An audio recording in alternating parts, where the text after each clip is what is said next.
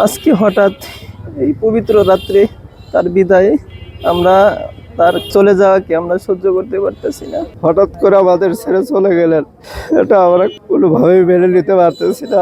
উনি চলে যাওয়ার পর দেখতেছেন আপনারা যে হাজার হাজার নেতা কর্মী আসি, সবার চোখে পানি, কান্নায় তারা তাদের ভাষা মুখে আসতেছে না।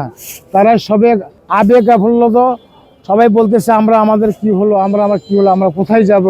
আমাদের উনি এমন একটা গার্জিয়ান অভিভাবক ছিলেন, আমরা তার কাছে যখন এসেছি উনি যেমন মুগরি যেমন তার বাচ্চাকে পাখার নিচে স্থান দিতেন, জাস্ট আমাদের এই শ্রীপুর দিয়ে এবং ঝিনাইগাতির আমাদের প্রাণপ্রিয় নয়নের মণি বাদল সাহেব আমাদেরকে তদ্রূপ ভালোবাসতেন।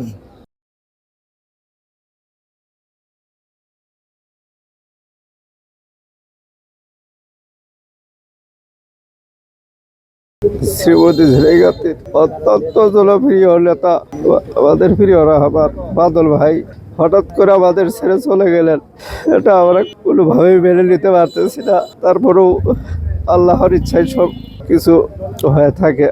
আল্লাহ তার উপর রাজি হয়েছেন, খুশি হয়েছেন। হয়তো এর বিনিময়ে আমাদের জন্য আরো বড় কিছু সাফল্য আসতে পারে।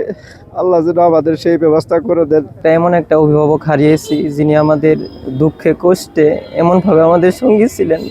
সব কিছু যার সাথে আমরা শেয়ার করতে পারতাম, আমাদের কাঁধে কাঁধ মিলিয়ে আমাদেরকে আশ্বাস দিতেন সব সময়।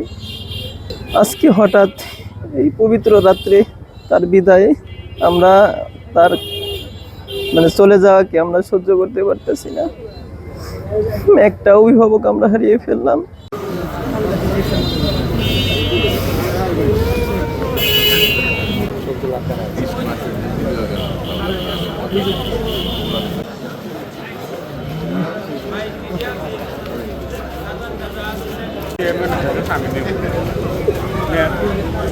Malah kalau tidak